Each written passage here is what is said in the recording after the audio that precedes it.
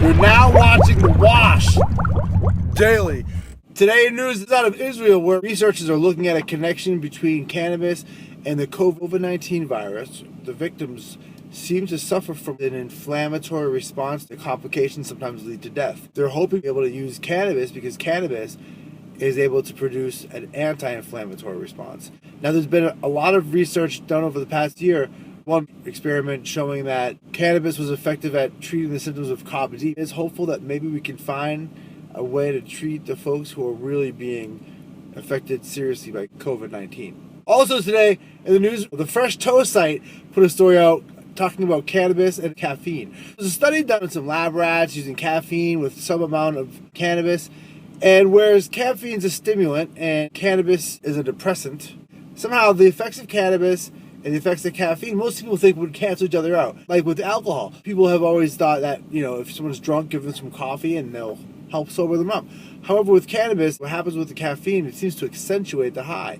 In the study they did with the lab rats, it made the high last a little longer. Too much caffeine and too much cannabis may not be a good thing, cause a little more anxiety, but it's an interesting combination. Coffee and bong hits are probably the best thing in the morning. Ask anybody who like caffeine and bong hits. There's been a lot of talk how people who are smokers of either cigarettes or cannabis are more susceptible to COVID-19 symptoms. And they say, well, because you're already taxing your body, putting smoke of any kind in your lungs. And a lot of times they'll say that all smoke is the same, essentially, even though tobacco is not anything like cannabis and how it affects your body.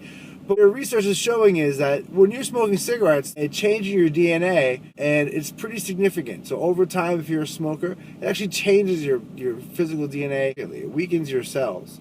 And what they found with the cannabis, it just doesn't have the same effect. It doesn't deteriorate to the same rate at all. It's not even close.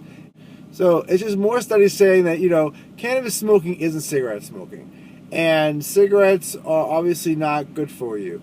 And cigarettes are obviously not cannabis. So you can't say that smoking cigarettes is smoking cannabis, because studies show time and time again that cannabis is far less destructive, if at all, than the very destructive cigarette smoke in a person's body.